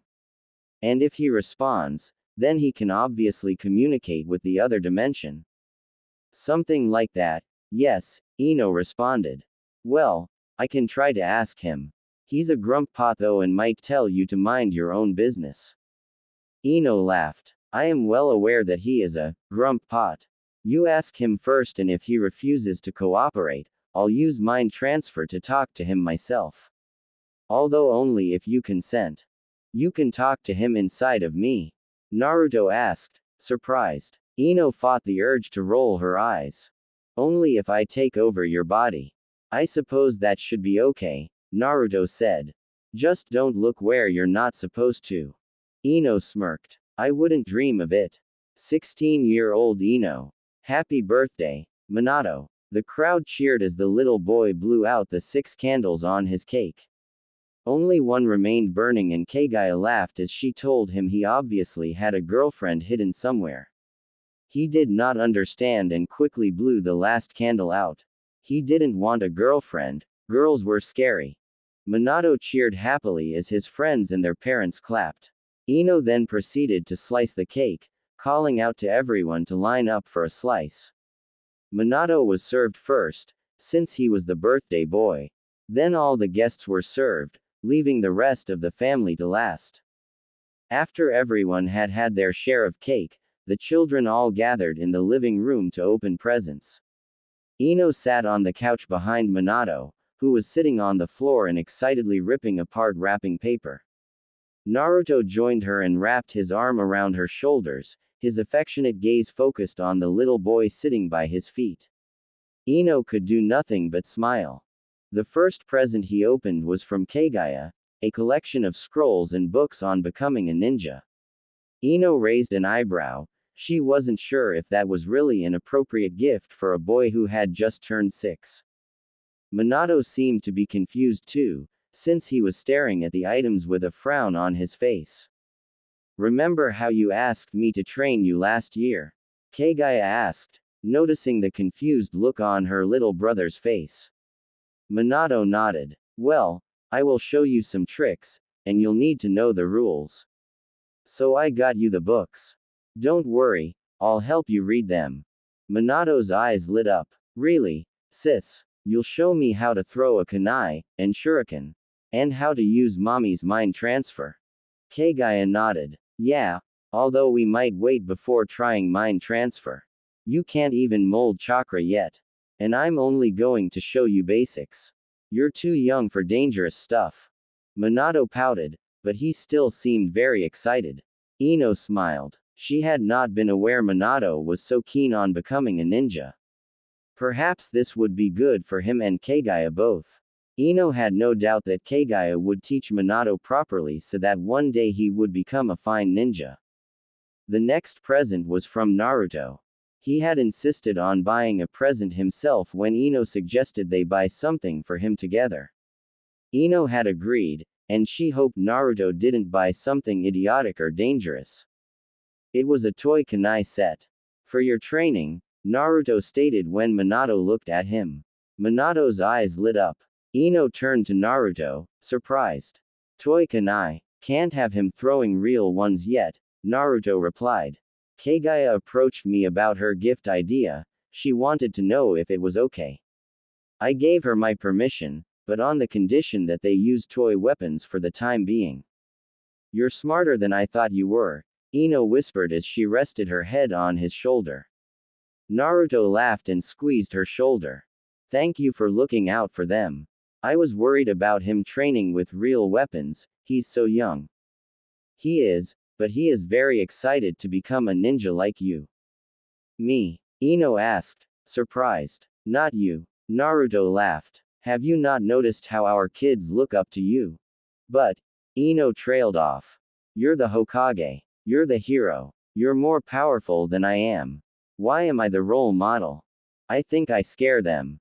There's stories about me out there, Ino, Naruto stated, stories that they hear from others, and I think sometimes they see me as this big shadow that looms over them. But you're amazing, Ino whispered. And so are you, he retorted. It's alright. I don't expect them to worship me. Their love is enough. The two remained silent as Minato continued to open his presents. From Ino he had received a set of planes he had to assemble himself. He also received stuffed toys, some books, and even money. Once all the presents were unwrapped, Ino reminded Minato to say thank you to everyone. He stood up and bowed, saying thank you to everyone in the room. After that, the children went outside to play. While the adults all sat in the living room, talking amongst themselves, Ino was in the kitchen preparing tea. Hinata joined her. Ino noticed that Hinata seemed to be down. Are you well? Ino asked. Yes, Hinata replied. I just have trouble sleeping, that is all. Do you want to talk? Hinata smiled weakly. It's nothing, really. I've just been thinking about what you said. Ino raised an eyebrow. Hinata laughed softly. You suggested that Masahiro take the new seat on the council for the Hyuga family, Hinata said. You want me to be able to move to Suna. If Masahiro proves himself, the clan might accept him as their leader. Oh yeah, Ino muttered, remembering the unexpected turn of events when Naruto had discovered the council was doing things behind his back. I'm sorry, does it bother you that I said that? Hinata shook her head. She poured some tea into cups. Not at all, in fact, I am grateful. Ino noticed that Hinata's eyes were glossy. Are you crying, Hinata? Ino asked, flabbergasted. Hinata looked up alarmed and quickly put down the teapot to wipe her face. I'm sorry, she hiccuped, it's just, you're the only person who seems to notice how much the distance gets to me. I hate being apart from Gaara. But because I am the head of the Hyuga family, nobody cares about the sacrifices I make, or my happiness. Ino felt her heart bleed for her friend. She wished she could just wipe all these problems away, give Hinata her happy ending. But she knew that was not in her power. However, she was going to stand by Hinata's side. I've been laying awake at nights, thinking about the possibility of Masahiro taking over, Hinata explained, her voice cracking since the tears were now rolling down her cheeks. I would love for it to happen, but the Hyuga elders will never allow me to live in Suna. They don't want another country to have the Byakugan, even though they accepted Gaara into the family when we got married. They trust him, but not his village. Oh, I'm sorry, Hinata. I let my mouth run away with me. I never should have said it. I'm just making things complicated for you. Hinata shook her head and smiled. Don't you see, Ino? You made me think and I have found a solution. Really? Ino asked, surprised. Hinata nodded, a sudden look of determination on her face. I'm going to let them give me the cursed seal. So when I die, the Byakugan will be sealed. Ino's eyes widened. Hinata remained still, her determination not wavering. The Hinata that stood before Ino now was nothing like the young 16-year-old girl she knew in her dimension. This Hinata was strong and was willing to brand herself with the seal that was used for the Branch family just so that she could be with the love of her life. Are you sure? Ino asked hesitantly. Hinata nodded. The seal is no longer used as often as in the past. There are actually several Branch family members that do not have the seal. I won't allow it to be used like in the past, but this is the only way I can assure the elders that my Byakugan won't fall into the wrong hands. Ino pursed her lips. Hinata was determined and she knew nothing was going to change the Hyuga's mind. Why is the tea taking so long? Naruto's voice suddenly interrupted as he stepped into the kitchen. Ino and Hinata tore their gazes away from each other and looked at him. Sorry, Hinata apologized. We got distracted. The party had been a huge success, but all good things had to come to an end. Minato was sad to say goodbye to his friends, but he was also excited to play with his new toys. And he couldn't wait to start training with Kagaya. Thank you, Ino, Karen thanked the blonde as the Uchiha family prepared to leave. The food was fantastic. My pleasure, Ino hummed. She was glad the party had gone so well. Little Makoto gurgled in Karen's arms, causing the two women to giggle. Ino said the final goodbyes to several more people, then with a sigh she closed the door. She'll have to clean up now. Fun. Tired? Naruto asked. Yeah, Ino replied. Kids are crazy business. You're telling me? Naruto laughed. You get used to it, though. Ino turned to the living room and collapsed on the couch. She just needed a small break, Then she would start cleaning up the mess. Naruto joined her, his arm once again wrapping around her shoulders. Ino snuggled closer to him, enjoying the warmth and comfort he gave her. "Thanks for letting throw him a party," Ino whispered. "You had a very convincing argument. This is going to sound weird, but somehow I wish your Ino could have been here," Ino mumbled. She felt Naruto stiffen. "It would have been nice." "Yes," Naruto agreed. "I'm sorry, that was probably not the best thing to say. She missed her son's birthday. I feel like I've stolen something precious." Naruto chuckled and planted a kiss on Ino's forehead, catching her off guard. "He'll have more birthdays. And don't apologize, you are important too." Ino blushed. The two remained cuddling in silence as the guilt started to gnaw at Ino. Here she was, happily sitting in the arms of a married man. And although he was married a different version of her, she knew it was wrong. And she had to stop herself from falling for him. But that was just the thing, the heart was not easily controlled and she had already fallen in too deep. Letting go was not going to be easy. Karen hummed an old lullaby she still remembered from her days in Kusagaku as she fed Makoto. The thought of another infant in the household in a few months was daunting, but also exciting. Karen loved all of her children, but she really wished Sasuke's super sperm would take a break already. Her poor body. "Mommy, mommy." Itachi screamed at the top of his lungs as he came running into the main bedroom. He had a scroll in hand and one of his socks was missing. Karen rolled her eyes. Typical. Itachi always seemed to lose things. "Yes?" Karen asked as she watched her youngest son jump up and down excitedly. Itachi was very energetic when they were alone, but he always turned into a very quiet, withdrawn and shy boy around others. It worried her from time to time. What if he never fit in? What if he struggled to make friends at the academy one day? What worried her the most, though, was if his name would become a reason for bullying. "One of Uncle Naruto's weird masked guys delivered this," Itachi announced as he shoved the scroll under Karen's nose. "Oh," Karen exhaled, her eyes narrowing.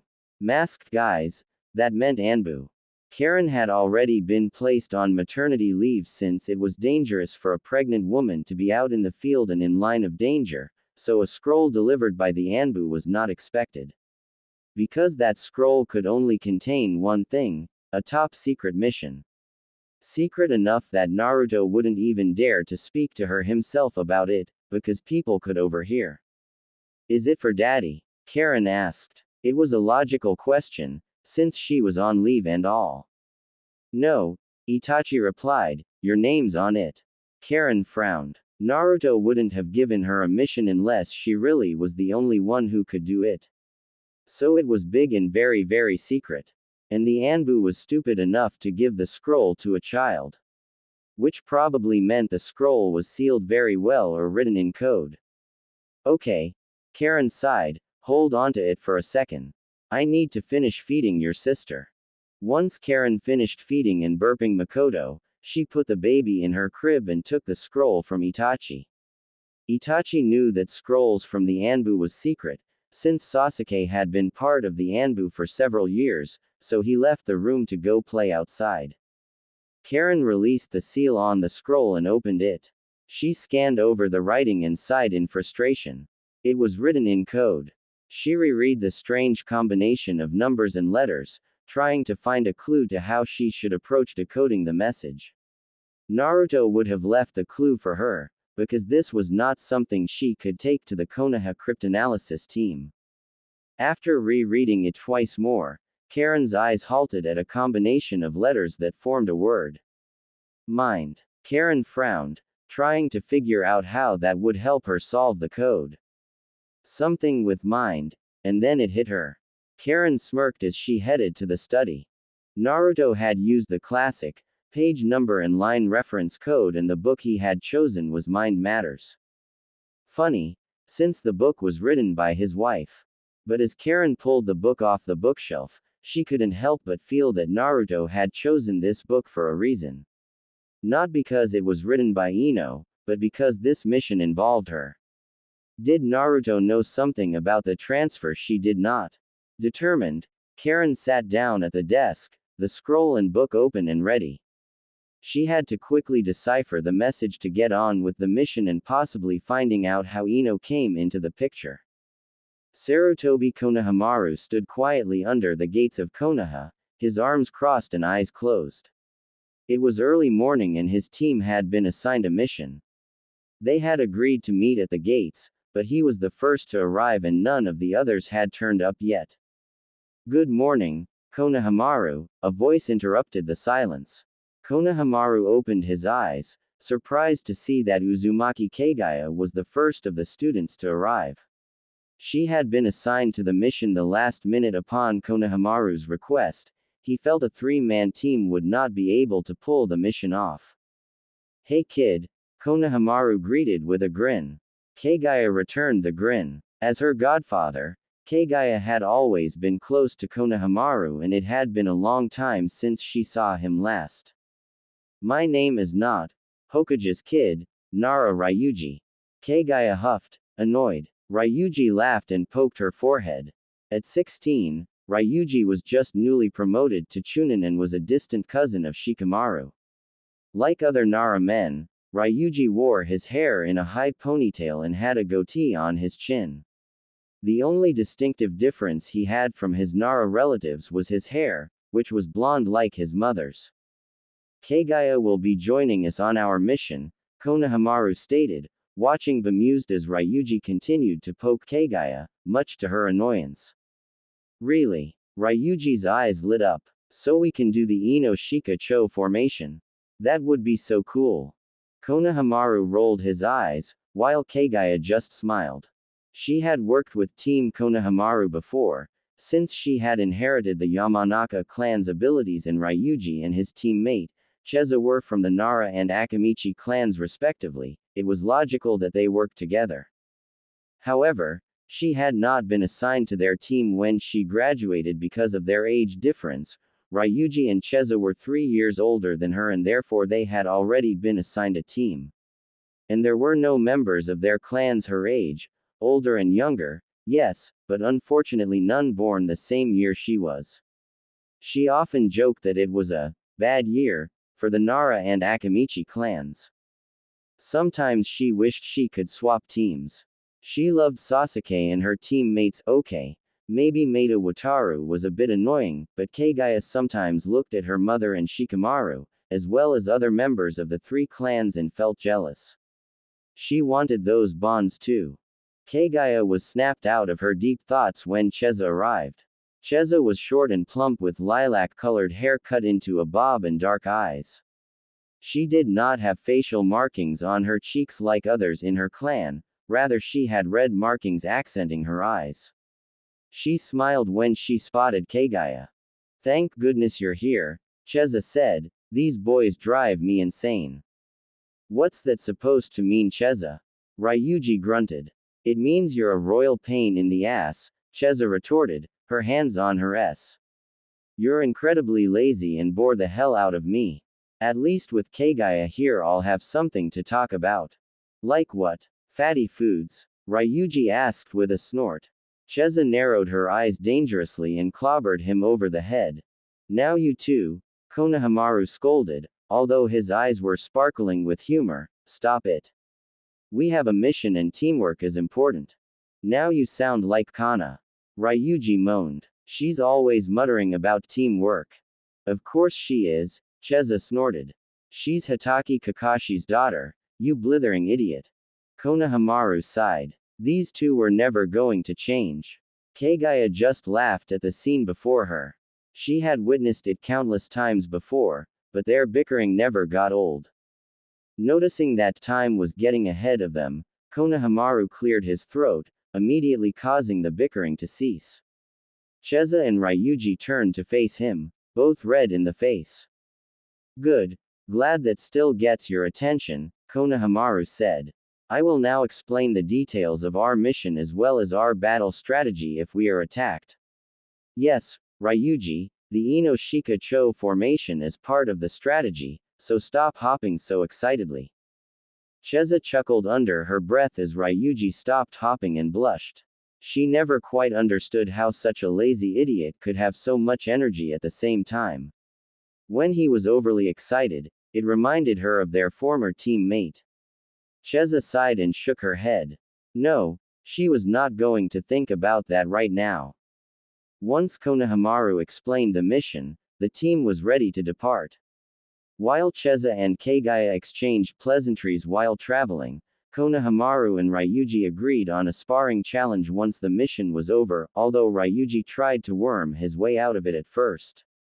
As Konoha faded behind them, Kagaya could not help but get the feeling that the mission was going to be fantastic. Naruto did not trust his own office. It was very possible that it was wired and that the High Council was listening in or watching him.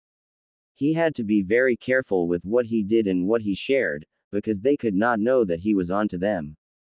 So when he decided to talk to the messenger who had revealed the truth to him, he told him to meet him at the Nara estate instead. It was not a place likely to be tapped and Shikamaru had offered the place to Naruto to use to his liking. What will happen to me, sir? The messenger asked nervously after Naruto told him to sit down. They were in the basement, a secret room that only the Naras and now he knew about. Well, you will have to be tried for treason, Naruto stated, noticing the poor man stiffening in response. Naruto sighed. However, since you decided to turn yourself in and tell the truth, you will be shown some leniency. But you still have to be tried, and you might still be sent to prison. But your sentence might be lowered. I see, the messenger mumbled. I suppose I can live with that. What do you need from me today? Information, Naruto replied. Tell me as much as you can. Are they threatening you? The messenger nodded. Naruto's eyes narrowed. What exactly did they threaten you with? Naruto asked. My wife's safety, sir. And my children's future as ninja. That is not their decision, nor part of their power, do you understand? Of course, sir. I know that you always have the final say when it comes to retiring ninja, but they made a convincing argument. And they could easily kill my wife, they are all ninja themselves. Not for much longer, Naruto grumbled bitterly. His fists tightened. The more he learned about his supposedly loyal High Council, the more disgusted he became. He was certain that one or two on the council were running the whole operation and they would suffer the most severe punishment. Maybe even execution, if the situation calls for it. Because from what the messenger said, these people have killed. And murderers were not given any leniency. What letters did they intercept? Naruto changed the subject. Quite a variety, sir, the messenger responded. Mostly those regarding alliances and the safety of our village. Like the ones you sent to Lady Shizuka in Nadeshiko village. They were discussing the future of the prisoner Jugo. The council deems him unstable and a danger to the village. You can just say they think he is a monster, Naruto muttered. The messenger looked down, ashamed. What else? Have they intercepted any that go to Suna? Yes, sir. Bloody bastards. Is the Hyuga elders aware of the council's corruption? I do not know, sir. Should they? Naruto's eyes narrowed again. I do not know. The Hyuga elders and I have never seen eye to eye, so it is possible they are in on it too. You know nothing about the Hyuga clan. The messenger shook his head. Naruto made a mental note to arrange a meeting with the Hyuga elders as well. He didn't trust them, he never had. They refused to abolish the cursed seal. Hinata had made it possible to be used less than in the past, but it had not been eradicated from tradition completely. The Hyuga elders refused to let Hinata move to Suna as well.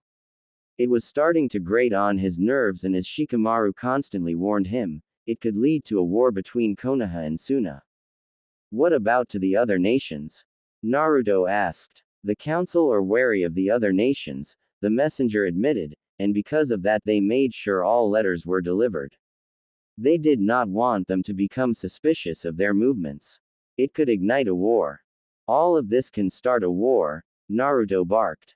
This has to stop and before it reaches the ears of the other nations. We may be at peace and have an alliance, but conflict is still there. I know, sir. Naruto sighed and rubbed his temple. All his life he had dreamed of becoming Hokage. He had wished to be acknowledged, to be treasured and accepted by the village. He had all of that. He had the power, the respect and the love. But with this job came great responsibility, and sometimes he felt like he couldn't handle it. How on earth did his father do it, or the third before him? Heck, how on earth did Senju Hashirama pull it off right at the beginning, where it was all bad blood and animosity? And just as it felt like he had lost all hope, an idea suddenly hit him. The High Council were, in essence, a bunch of cowards. There was one thing they always openly opposed about him because they feared it. They feared it more than they feared him. Naruto grinned. It was time to find Kurama. It was not her first time visiting this particular part of the shopping district. Karen stood arms crossed in front of the small house that served as a store as well as a home. It was eerily quiet, which she had not expected. The owner of the house barely left, at least according to Naruto's report on the mission scroll. With a sigh, Karen pressed her ear against the door, listening intently while also trying to pick up any hints of chakra. Nothing. The house was empty. Frowning, thinking this was far too easy, Karen jumped up onto the roof and moved to the back. Behind the house, tucked between the other buildings, was a small garden. It was tiny, barely big enough to allow the growth of a tree, but it was big enough to grow some small plants. Karen checked for any threats or curious eyes, then jumped down into the garden. The smell of rosemary infiltrated her senses. Karen's eyes landed on the plant. It was the only plant she recognized in the whole garden. The rest all looked like exotic shrubs that should belong in a tropical forest. Karen leaned closer to a plant bearing dark purple and green leaves and gently touched it. How on earth did someone ever manage to grow these strange plants in such a small space? Karen made a mental note to mention this in her report to Naruto. Karen plucked a leaf from the plant and tucked it into her weapons pouch. A botanist might be able to tell her the plant's name and origin. Karen moved to the glass door that led into the house. She peered inside, once again checking for any signs of life. None. This was way too easy and it was making her nervous. Still, Karen swallowed the unease and checked if the door was unlocked. It was. She stepped inside and the smell of lavender bombarded her. First the rosemary, now lavender. Karen scanned her surroundings. She was in the bedroom, the only one judging by the size of the house. And it was filthy. The bed was unmade, clothes were strewn all of the floor and the walls were covered in marking, scratches and writing.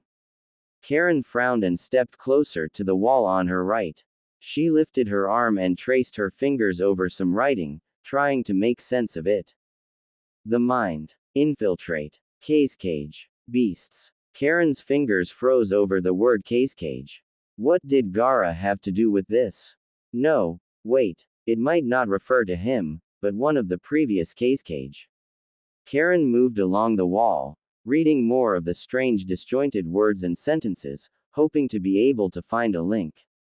Karen moved around the room. There were so many strange things carved into the walls. And not just words, pictures as well. Mostly diagrams which she could not understand because almost none of them had a key or any labels. These diagrams were clearly drawn to only make sense to the person who drew them. Karen was now on the other side of the room and the wall before her was empty. No scribbles, words or diagrams were present. The wall was bare, except for one painting. She lifted her gaze to see what the portrait featured and gasped. Karen closed her eyes and opened them again, as if trying to discern if it was a trick, but the portrait remained the same. I see you found my most treasured possession, a voice hissed. Karen spun around and came face to face with the blank white eyes characteristic to a member of the Hyuga clan. Karen frowned. How on earth did Astra come in without her noticing? How is this possible? Karen asked, her hand slowly creeping to her weapon's pouch in case she had to defend herself. Astra smiled wickedly. What exactly are you referring to? The fact that I can evade your unmatched sensory skills, or the fact that I have a portrait of the Hokage hanging in my room? Both. You know, Astra began as she slipped inside the room and closed the door behind her. I liked you back where I come from. You were known as Uzumaki Karen, cousin of the Hokage. And you were worst. Karen narrowed her eyes. What do you mean, where I come from? I thought that was obvious by now, Astra pointed out. A different dimension. Karen attempted to guess. Astra's smile widened as she moved around the room, Karen also moving to keep her in sight. Astra stood by the door leading to the garden now, her gaze focused on Karen and her feral smile still in place. Very good, Astra hummed, you learned something from that blonde bitch. Or should I say bitches, since there's two of them now. Karen's eyes flickered to the painting again. That's Hinata with Naruto, isn't it? Yes, Astra replied as she locked the glass door. Karen pulled out a kunai, knowing that things might get ugly now. Uzumaki Hinata, the bravest woman that ever lived. She gave her life, to save Konoha. Where you come from? Karen asked. Astra nodded her head and sat down in an old and withered armchair that sat in front of the window. Karen narrowed her eyes, kunai still in hand. What are you doing here? And who is that child with them in the portrait? Astra smirked as she checked her nails. It almost seemed that the conversation was boring her. Isn't it obvious? Karen stepped forward and lifted her kunai. Answer me. You know the answer, Astra whispered. You just don't want to face the truth. Fine, Karen hissed, it's you. You're the child with them. But that still doesn't answer my first question. Astra sighed, but did not say anything. I'll force the answer out if I have to, Karen warned. Astra threw her head back in laughter, but her laugh was cold and bitter. Are you going to capture me, Karen? Hand me over to Baki so that he can torture me? Are you going to have that blonde bimbo look into my mind? Astra asked. If you insult Ino one more time, Karen began to warn. What? Astra sneered. What will you do, Karen? Karen hesitated. She wanted to grab the woman before her and knock her unconscious, take her to Naruto, but something wasn't right. Astra had made it very easy for Karen to infiltrate her house. And how on earth did Astra manage to hide her chakra that Karen could not sense her at all? Because Astra was right, Karen's sensory skills were unmatched. Not even Beneko had the same level of sight as she did. And Astra was very calm for someone who has found a kunoichi sniffing around in her house. No, something was very wrong. And then it hit her. Karen blinked, her vision suddenly going blurry. She stumbled forward, grabbing onto the bed's post for support. The kunai slipped from her grasp and clattered loudly on the wooden floor. Karen tried to regain her balance, but the world was spinning wildly around her. What have you done to me? Karen demanded angrily. Oh, just a little concoction of mine, Astra hummed. It's a herbal mixture straight from my garden. It won't kill you, just put you to sleep. Karen frowned. But that's impossible. How on earth did Astra get it into her system? They had not stepped near each other, not crossed blades. I burn it, Astra stated, as if she knew what Karen was thinking. Every night I burn it in my room, just in case someone wants to come snooping. Karen snorted. Then will it not affect you too? Ah, Astra laughed as she stood up and approached Karen. That's the beauty of it. I'm immune. Karen collapsed on her knees, fighting the urge to fall asleep. No, she had to stay awake. She had to capture this woman now. Karen looked up into Astra's eyes. Who are you? I thought you've figured that out by now, Astra laughed. And Karen. And with that, everything went black.